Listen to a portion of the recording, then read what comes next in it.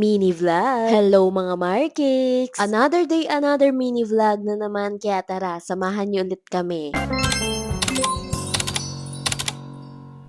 Hay nako, sobrang init na naman nga ngayon mga mare, no? Sino na naman ba kasi ang nagpatay ng aircon ng Pilipinas? Char! Dahil nga madalas na naman uminit ngayon mga mare, madalas na naman din kami mag-aircon lalo na't pag umaga. So kahit medyo tanghali na kami nagising dyan, okay lang naman dahil nagluto na si Daddy Anton nung gabi. Tapos pagkaluto niya sa gabi, pinapalamig ko muna tapos nilalagay ko sa ref. Para kinabukasan naiinit na lang namin. Bago nga kami magtanghalian, dumaan nga dito yung magulang ng kaibigan kong si Kimberly. Nagbigay kasi sila ng ulam na alimasag na favorite talaga ni Daddy Anton.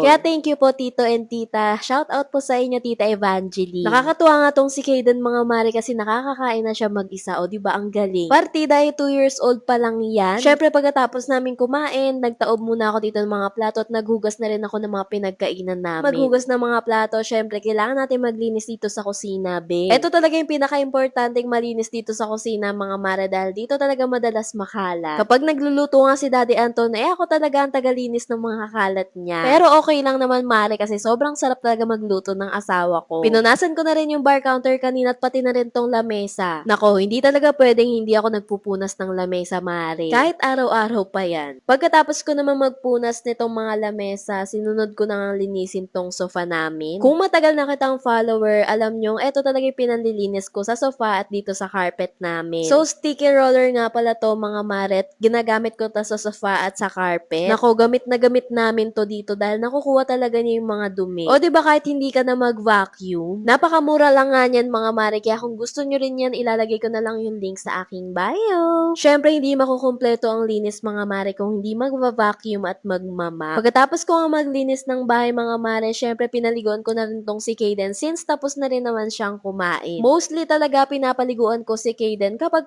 after naming kumain. Napakakalat pa rin kasi niyang kumain ngayon syempre maliit pa yan. Pinainom ko na rin siya ng vitamins dyan. 2 bote nga yung binili kong vitamins niya and paubos na naman. Sana nga'y maglabas pa yung BWC ng mas malaking bottle para naman hindi na pabili-bili, no? So, ayan, for the chill na muna kami ni Kaden dito at nanonood nga kami dyan ng Kadenang Ginto. Tignan nyo naman mga mare, panay pa-cute sa akin at nguso. Ewan ko pero napansin ko kay Kaden, ang dalas-dalas talaga niyang gumanyan ngayon, be. Maya-maya naman mga mare, dumating nga tong ninang ni Kaden at meron ngang dalang merienda. Be, paano bang gagawin? Paano ba magdadiet? Lumalaki na naman nga yung puson ko mga mare, kaya nahihirapan na naman ako magsuot ng mga damit.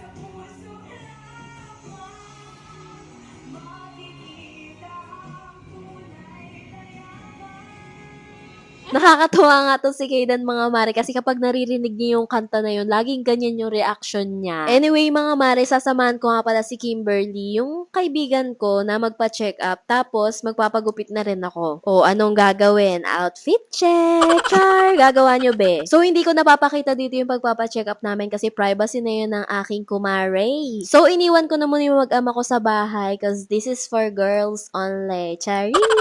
And since maaga rin yung uwian ng hipag ko, kaya ayan, kasama na rin namin siya for today's video. So, dito nga pala kami kumain sa Greenwich dahil dito namin napag-decide ang tatlo kumain. Nako, hindi talaga kami nagsasawa dito kasi napakasarap naman talaga kumain dito, babe. Ngayon nga lang din ako ulit umalis nang hindi ko kasama yung umag-ama ko, kaya medyo naninibago ako. Pero nakaka-enjoy din pala no kapag nag-i-spend ka ng time with your friends. Taray, may pa-English si ante. After namin kumain, dumiretso na rin kami dito sa Watsons dahil pare-pareho din pala kaming meron kailangang bilhin. Naalala ko nga na wala na kaming body wash sa bahay kaya kumuha na rin ako pero ayan ang nangyari. Ang galing nga dito mga mare kasi meron na rin silang mga basket na may mga nakalagay na kung gusto mo ba magpa-assist or hindi. Nako, mainam na nga yung may ganto dahil syempre yung iba, 'di ba? Ayaw nila ng may mga sumusunod-sunod sa kanila kapag namimili sila. Parang ako. Bumili lang ako diyan ng mga kailangan namin sa bahay. Yung mga wala na kaming stocks tulad ng body wash at mga moisturizer kineme. Ang mahal na talaga ng mga bilihin ngayon mga mare dahil nung mga binili ko na yun, naka 1.5 na agad ako, be. Nag-CR na nga pala muna kami, tapos dumiretso na kami dito sa David Salon para naman makapagpagupit na ako. Hay nako mga mare, kung alam nyo lang. Ilang beses na ako nagtangkang magpagupit dito sa David Salon, lalo na nung December. Kaso nga lang, pag napupunta kami dito, laging ang daming tao. Anyway mga mare, napagdesisyonan ko nga magpa-layer ng buhok. Wala lang, gusto ko lang itry para maiba naman yung buhok ko. Sabi naman ng mga kaibigan ko, babagay naman daw sa akin to dahil bagsak daw yung buhok ko. Numipis at gumaan nga tong buhok ko mga mare, kaya tuwang-tuwa talaga ako dyan. Ay nako si Dora, nakawala na naman. O diba, hindi na siya plain na straight, meron na siyang pagka-volume kineme. Pagkatapos ko naman magpagupit mga mare, diretso uwi na rin naman kami. Yung hipag ko, sinundo siya ng asawa niya, tapos kami naman ni Maring Kimberly nag-commute. Pagka-uwi ko nga mga mare, akala ko nga itulog na tong si Kaden, pero hindi pa nga daw siya natutulog, sabi ng daddy niya. Kaya ayan, naabutan ko silang dalawang mag-ama dyan na nanonood sa projector. Usually kasi natutulog talaga tong si Kaden sa tanghali, pero ngayon, hindi talaga siya natulog. And since wala namang balak matulog si Kaden, bumaba na lang kami, tapos sabi nga ni Daddy Anthony, magluluto siya ng kamote para sa merienda. Parang full na full yung energy ni Kaden ngayon, hindi siya inaantok. So yan, for the kain-kain lang kami dyan habang nanonood ng Kadenang Ginto. Nung maghahaponan na nga mga mare, nagpatimpla nga tong si Kaden ng dedet. Akala ko nga'y matutulog na siya dyan. Buti na nga lang talaga at hindi siya natulog kasi alanganing oras na be, baka naman magising siya ng madaling araw. So yan, assistant muna tayo for today's video dahil magluluto nga si Daddy Anton ng menudo. Ay be, grabe, panalo. Ang sarap-sarap